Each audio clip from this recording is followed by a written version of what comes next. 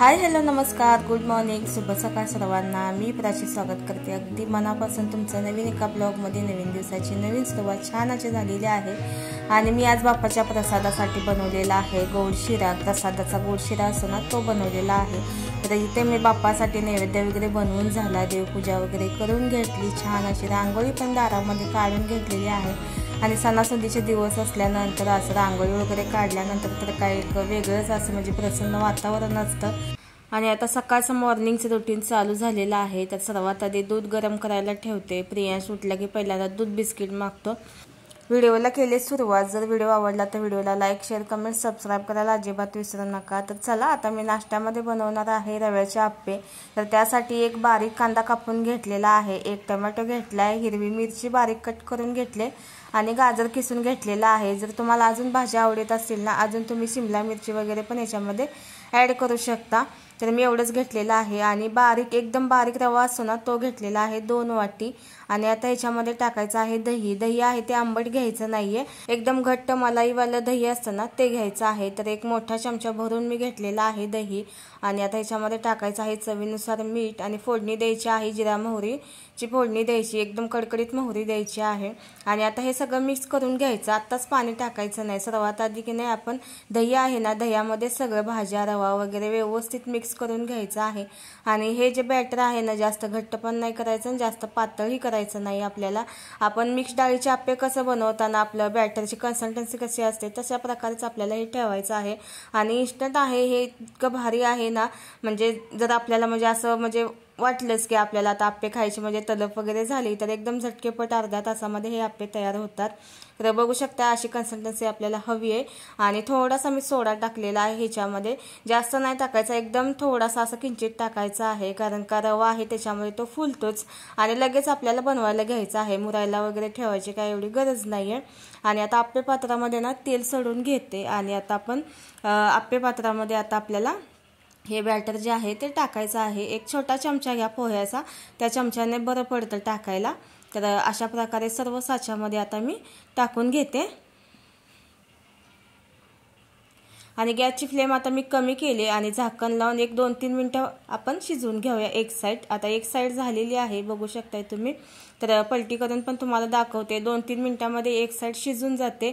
आणि जेव्हा आपला पॅन आहे ना हा आप्पेचा गरम झाला की नाही नंतर मग कमी करायचा, कमी गॅसवरती छान असे आप्पे खरपूस आपल्याला गोल्डन कलरवरती भाजायचे आहे। तर पलटी करून घेतलेला आहे दुसऱ्या साईडला मी। आता दुसऱ्या साईडनं पण आपल्याला 2 ते 3 मिनिटं फक्त झाकण लावून कमी गॅसवरती भाजून घ्यायचं आहे। ह्याला जास्त फ्लेमची काही गरज लागत नाही, एकदा तापलं की नाही कमी गॅसवरतीच भाजायचं आहे आपल्याला हे सगळे आप्पे। तर बघू शकता मस्त असं गोल्डन कलरवरती भाजलेला आहे।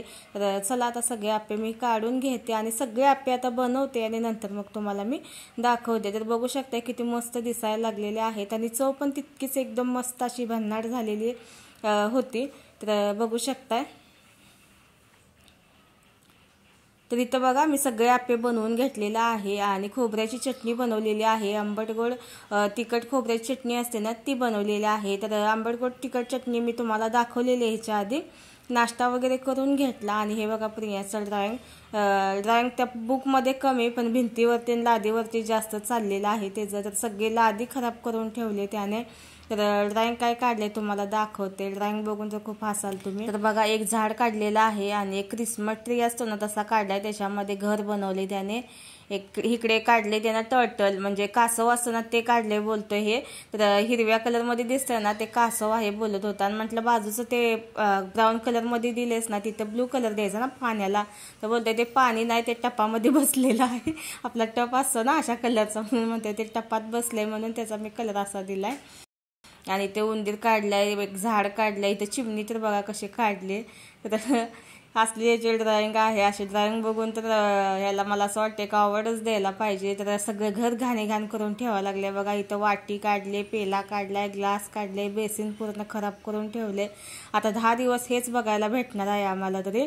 तर इथे ना प्रियांशने ना एक गेम काढलेला आहे, तर गेम पण नंतर मी त्याच्यासोबत खेळत बसली थोड्या वेळ। तर हॅश काढलेला आहे त्याने। तर पहिल्यांदा मी हारले, मला काय माहितीच नव्हते की कसा गेम खेळायचा आहे काय। तर एकदा दोनदा खेळले नंतर समजले की काय आहे ते। तर प्रियांचे पप्पा बोलतात खूप जुना गेम आहे, पण मी तर पहिल्यांदाच बघितलं. तर असं क्रॉस काढायचं आहे आणि जे सरळ लाईनमध्ये येईल ना ते जिंकतं. तर नंतर मग मी मुद्दाम हारले, कारण का मला समजलं होतं की कसा गेम असतो काय असतो. पण प्रियांशला की नाही जरा म्हणजे कसरी वाटेल म्हणून की नाही नंतर मग मी तो पण खुश होण्यासाठी की नाही मुद्दामच हारले. तर बघा आता इतका खुश झाला होता की नाही, बोलते तू हारली हारली हारली करून असा दंगा करत होता. प्रियांसोबत पण थोडंसं म्हणजे खेळी वगैरे, कारण का मुलंच नाही, कारण का त्याला पण म्हणजे सुट्टी आहे, तो पण बोर व्हायला नको. आणि कसं असं म्हणजे फ्लॅटमध्ये असल्यावर जास्त करून बाहेर वगैरे पण कोण नसतं, त्याच्यामुळे की नाही तो पण असं घरात बसून बसून बोर झालाय. आणि आज बोलत होता की माझी सायकल रिपेअर करून आणूया. आता पाऊस गेलाय, मी सारखं म्हणजे खेळायला जाणार म्हणतोय खाली. तर त्याला म्हटलं आपल्या ग्राउंडमध्येच खेळ, आपलं पॅसेज आहे इथं घराच्या बाहेर आपल्या, तर तिथं खेळ बोललं तू. तर त्याची सायकल रिपेअर करायला आलेली आहे. आता त्याचे ब्रेक वगैरे आहेत ना तुटलेत, असं म्हणजे त्यानं सगळं ते खोलून सगळं त्याचे नट बोल्ट सगळं ना इकडं तिकडं फेकून दिले सगळं. तर तेच आता रिपेअर करायला आले. सायकल पाडून त्याचा फायंडल पण तोडलाय बघा. तर हे सगळ्यांना आता मी सर्व्हिसिंगला करायला दिलेलं आहे. आणि इकडे की नाही आमच्या म्हणजे आम्ही जेव्हा राहायला आलेलो होतो ना तेव्हा आमचीच एक बिल्डिंग होती ना, आता इतक्या साऱ्या अशा बिल्डिंग बनायला लागल्यात की नाही, ते भरपूर अशा बिल्डिंग बनायला लागल्यात. पण बदलापूरमध्ये रूम घेताना ना असं भरपूर असं फसवणूक होते. तर ताई वगैरे तुम्ही कोण घेत असाल ना ह्या साईडला, चांगली चौकशी करा आणि मगच घ्या. तर इथे बघा हे बस आहे ना, इथे तुम्हाला असं वाटतंय ना रोड आहे, तर 3 लोक इथं फसलेले आहेत. असं वाटले की रोडच आहे, सांगताना असं सांगितलेलं होतं की इथे रोडच जाणार आहे. तर स्टिचिंगची जे कामं करतात ना, म्हणजे त्यांचं म्हणजे बिझनेस असतो ना म्हणजे शिलाईचं वगैरे, तर तिघांनी की नाही तिथं असं गाळे घेतलेलं आहेत. म्हणजे इन फ्युचर नंतर तरी आपला व्यवस्थित धंदा वगैरे होईल, म्हणजे कसं आपलं रोड साईडला असलं की व्यवस्थित चालतं वगैरे. आणि नंतर त्यांनी गाळे घेतल्यानंतर तिथे शिफ्ट झाल्यानंतर समजलं की इथे रस्ता जाणार नाही, आणि त्याच्या समोरच लगेच त्यांनी ना बिल्डिंगचं काम दुसरं चालू केलेलं आहे. म्हणजे असे पण फसवतात लोक. आणि आपण कशी एवढे म्हणजे इन्व्हेस्ट करतो ह्याच्यामध्ये, आणि आपल्या सर्वसामान्य लोकांचं जास्त करून हाल होतं, कारण का आपण जे काय आहे डागडागिरी म्हणा, थोडीफार कुठे आपण बचत केलेली असते, म्हणजे LIC म्हणा काय पॉलिसी असतात ते सगळं काढून आपण इथं लावलेलं असतं. अशी फसवणूक झाली की नाही खूप बेकार वाटतं. म्हणजे आपली पूर्ण म्हणजे हेच लाईफच अशी चेंज होते ते. तर ताईनं मला एवढंच सांगायचं आहे की फक्त ना चांगली चौकशी करून वगैरे मगच घ्या. आणि इथे की नाही आमच्या इथं नदी पण आहे, तर नदी आहे त्याच्यामुळे की नाही तिथं पण की नाही लोक घेऊन फसतात, कारण का पूर वगैरे आलं तर ना पाणी घुसतं त्या म्हणजे रूममध्ये वगैरे, नाही म्हणलं तर 2ऱ्या-3ऱ्या माळ्यापर्यंत पोचतं. त्याच्यामुळे की नाही जरा असं म्हणजे चौकशी चांगली करूनच घ्या, म्हणजे फसू नका, इतकंच मला सांगायचं आहे. कारण का सर्वसामान्य आपण लोक आहे, आणि अशी जर फसवणूक झाली तर खूप अशी बेकार हालत होते. खूप जणांचं झालेलं आहे इथे, त्याच्यामुळे मी तुम्हाला सांगते. तर बघा आता मी प्रसादासाठी शिरा बनवून घेतलेला आहे. तर बोलत बसली तुमच्यासोबत, कारण का ह्या प्रसादाच्या शिऱ्यापेक्षा ना तुम्हाला सांगणं मला जास्त गरजेचं वाटतंय ते, कारण का कोणी असं म्हणजे फसू नये वगैरे.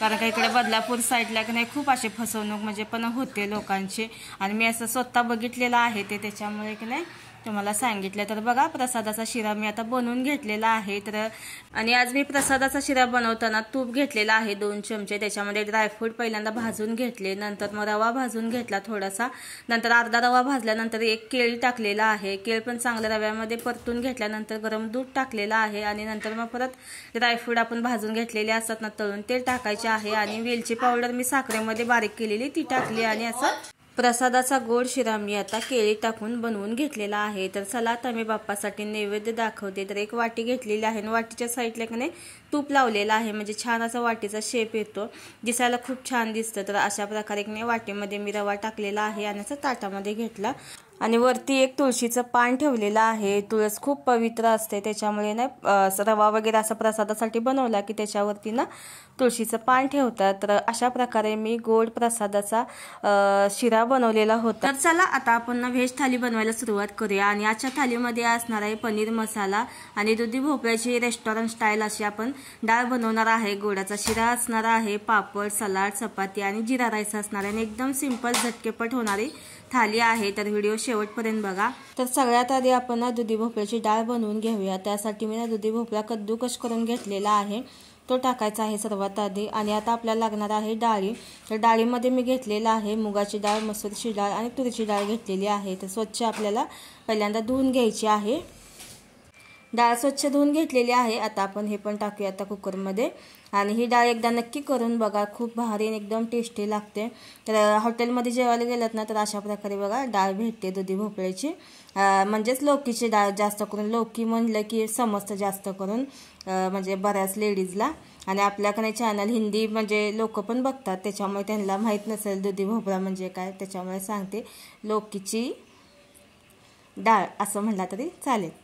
तर चला आता ह्याच्यामध्ये टाकलेला आहे एक टोमॅटो। तर मी मगाशी टोमॅटो कट करून घेतलेला होता, तर तोच आता मी टाकलाय आणि चवीनुसार मीठ टाकायचं आहे। आणि आता टाकूया आपण ह्याच्यामध्ये हळद, आणि आता ह्याच्यामध्ये टाकूया 2 ग्लास पाणी, आणि नंतर मग 2 ते 3 शिट्ट्यामध्ये मूग मसूरची डाळ शिजून जाते आणि दुधी भोपळा पण लगेच शिजतो, त्याच्यामुळे 2 ते 3 शिट्ट्यामध्ये आपल्याला हे शिजवून घ्यायचं आहे।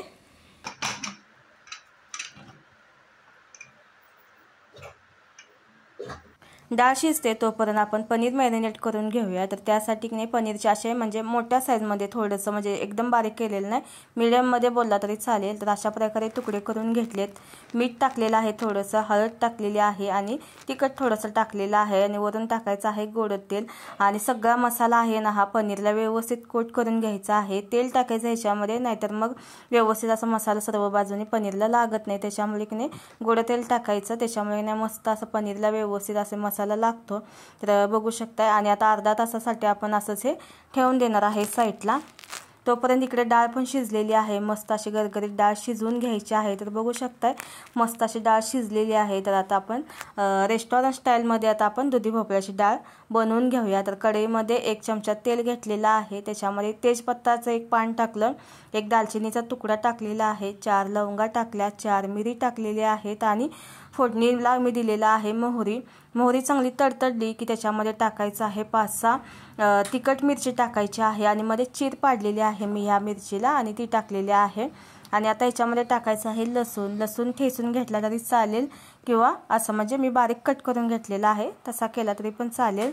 आणि आता ह्याच्यामध्ये टाकायचा आहे कांदा। तर कांदा एकदम बारीक कट केलेला आहे मी, आणि जिरा धना पावडर असते ना मिक्स ती घेतलेली आहे 1 चमचाभर, आणि 1 चमचाभर गरम मसाला टाकलेला आहे। तर बस एवढेच मसाले आपल्याला टाकायचे आहेत, आणि वरून डाळीचा तडका द्यायचा आहे। तर मस्त अशी ही डाळ होती, तर नक्की एकदा ट्राय करून बघा। तर आपल्याला जसं म्हणजे घट्ट पातळ डाळ हवे तशा तुम्ही प्रकारे बनवू शकता, पण जास्त पण पातळ ही डाळ बनवायची नसते, थोडंसं असा घट्टपणा असतो याला। आणि अर्धा चमचा तूप टाकलेला आहे, वरून फ्रेश कोथिंबीर टाकायची आहे, आणि फक्त एक आता उकळ काढायची आहे, कारण डाळी वगैरे मस्त अशा आपण शिजवून घेतलेल्या आहे। तर तयार झालेली आहे दुधी भोपळ्याची मस्त अशी रेस्टॉरंट स्टाईल डाळ। तर नक्की एकदा ही डाळ पण ना तुम्ही ट्राय करून बघा, नक्की तुम्हाला आवडेल। तर डाळ तयार झालेली आहे, आणि आता आपण पनीर मसाला बनवून घेऊया। तर कढईमध्ये मी 2 पळी तेल घेतलेलं आहे, आणि पनीर मसाला आहे म्हटल्यावर थोडासा चमचमीतच असतो, त्याच्यामुळे थोडंसं तेल जास्तीचं घेतलेलं आहे। 1 तेजपत्ता टाकला त्याच्यामध्ये, आणि 1 इंच असं लवंग टाकलेले आहे, 4 मिरी 4 लवंगा टाकल्या, आणि 1 मोठ्या साईजमध्ये कांदा मी बारीक एकदम बारीक कट करून घ्यायचा आहे तो टाकलेला आहे। कांदा चांगला भाजून घेतला की त्याच्यामध्ये टाकायचा आहे 1 चमचा बेसन। बेसन आणि कांदा व्यवस्थित चांगला तेलामध्ये परतून घ्यायचा आहे, आणि बेसनचा कच्चा वास आहे ना तो सगळा गेला पाहिजे। आणि अद्रक लसूणची पेस्ट टाकली याच्यामध्ये 1 चमचा, आणि आता अद्रक लसूणची पेस्ट पण चांगली मसाल्यामध्ये परतून घ्यायची आहे। आणि आता याच्यामध्ये टाकायचा आहे गरम मसाला 1 चमचा, आणि 1 चमचा शाही पनीर मसाला आहे माझ्याकडे तो टाकलेला आहे, कोणता पण पनीर मसाला टाकला तरी चालेल। अर्धा चमचा मी हळद टाकलेली आहे, हे पण पावडर मसाले सगळे मसाल्यामध्ये मिक्स करून घेतले। आणि पावडर मसाले टाकल्यानंतर नाही गॅसची फ्लेम एकदम कमी करायची आहे, कारण का हे मसाले ना लगेच असे करपतात त्याच्यामुळे। आणि 2 चमचे तिखट टाकलेला आहे, एकदम छोटे 2 चमचे टाकलेला आहे तिखट। आणि आता याच्यामध्ये टाकलेला आहे टोमॅटोची पेस्ट। तर 2 टोमॅटो मी मिक्सरमध्ये बारीक करून घेतलेले होते, तर ती पेस्ट टाकलेली आहे टोमॅटोची। तर टोमॅटोची पेस्ट पण चांगली आता आपल्याला परतून घ्यायची आहे। तर हा मसाला आपल्याला परतण्यासाठी 15 मिनिटं तरी लागू शकतात। तर आता मी टाकलेला आहे याच्यामध्ये दही। दही आहे ते मलाईवालं दही असं ना ते टाकायचं आहे, जास्त पातळ असं ना आंबट वगैरे ते नाही टाकायचं, असं मलाईवालं दही टाकायचं आहे याच्यामध्ये। आणि गॅसची फ्लेम आहे ना पूर्ण आता कांदा टोमॅटो भाजला ना नंतर पूर्ण कमी करूनच आपल्याला हा मसाला परतायचा आहे, कारण का दही टाकताना का नाही गॅसची फ्लेम कमीच हवी, नाही तर दही फाटू शकतं आणि पावडर मसाले आहेत ना ते लगेच करपतात. त्याच्यामुळे ना कांदा भाजून झाला की गॅस कमीच करायचा, नंतर मग हे मसाले सगळे भाजून घ्यायचे. तर मसाला चांगला तेल सुटूपर्यंत भाजून झालेला आहे आणि आता आपण मॅरिनेट करून ठेवलेलं पनीर आहे ना ते ह्याच्यामध्ये टाकायचं आहे. आणि हे पनीर ना तुम्ही पॅनमध्ये फ्राय करून टाकला ना तरी पण चालेल किंवा असंच टाकला तरी पण चालेल, काही हरकत नाही, कारण का अर्धा तास तरी आपण मॅरिनेट करून ठेवलेले, त्याच्यामुळे चव चांगली अशी पनीरला म्हणजे उतरलेली आहे, तिखट मीठ हळदीची वगैरे, त्याच्यामुळे ना पनीरची पण टेस्ट खूप छान लागते. थोडंसं पाणी टाकलेलं आहे ह्याच्यामध्ये, एकदम थोडंसं पाणी टाकलेलं आहे, ते पण ताटाला मसाला लागलेला होता त्याच्यामुळे. आणि कसुरी मेथी वरून टाकायची आहे, चवीनुसार मीठ टाकायचं आहे. पनीर मॅरिनेट करताना पण मीठ टाकलेलं, तो अंदाज ठेवायचा आणि नंतर मग मीठ टाकायचं आहे ह्याच्यामध्ये. आणि आता झाकण लावून फक्त 1-2 मिनटं शिजवून घ्यायचं आहे. तर बघू शकताय 2 मिनिटांमध्ये आपली मसाला पनीर तयार झालेला आहे. तर बघू शकताय मस्त असा एकदम थिकनेस कसा आलेला आहे बघू शकताय. तर तयार झालेला आहे पनीर मसाला पण, आणि एकदम सिंपल अशा पद्धतीनं व्हेज थाली आपण बनवलेली आहे. आणि सणासुदीचे दिवस आहेत आणि आपल्याला कसं सगळी तयारी करायची असते, स्वतःची बाप्पाची परत ना पाहुणे रावळ्यांची पण आपल्याला सगळी अशी म्हणजे काळजी घ्यायची असते, त्याच्यामुळे नाही झटपट होणारी ही थाली आहे. तर पनीर मसाला पण झाला आणि आता मी फुलके बनवून घेते. जर तुम्हाला चपाती आवडत असेल तर चपाती बनवा, फुलके बनवा, पुऱ्या बनवा, ते तुमच्या आवडीनुसार आहे. तर चला आता सगळे फुलके बनवून घेते. आणि फुलके कसे फुगतात बघा टुमटुमीत.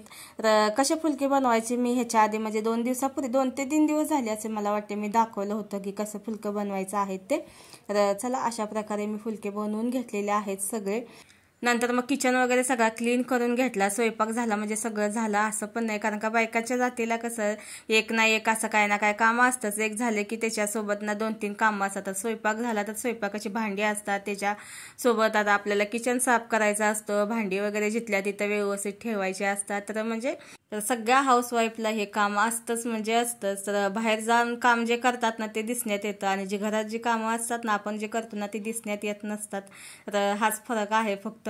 तर मला तर वाटते जी म्हणजे हाऊसवाईफ आहेत ना, मला असं वाटते बाहेरच्यापेक्षा जास्त काम ह्यांनाच असेल, कारण का स्वयंपाक, घर, मूल, परत ना आता मी यूट्यूब चॅनल चालू केले. अशा कितीतरी ताई आहेत की सोशल मीडियावरती पण काम करतात. खरंच त्यांना सल्यूट आहे, कारण का एवढं सगळं करून म्हणजे यूट्यूब पण सांभाळणं खूप मोठं अवघड काम आहे. तर चला अशा प्रकारे व्हेज थाली आज तयार झालेली आहे. तर नक्की आता सणासुदीचे दिवस आहे तर करून बघा. ह्याच्यासाठी वाटण वगैरे काही लागत नाही, एकदम सिंपल कांदा टोमॅटोमध्ये मस्त अशी व्हेज थाली होऊन जाते. तर चला आजचा ब्लॉग इथंच थांबवते. कसा वाटला मला कमेंट करून सांगा. आवडला असेल तर लाईक शेअर कमेंट सबस्क्राईब करा. भेटूया छानसा व्हिडिओ घेऊन लवकरच. तोपर्यंत तुमची काळजी घ्या. Bye bye. शुभ रात्री सर्वांना. Good night.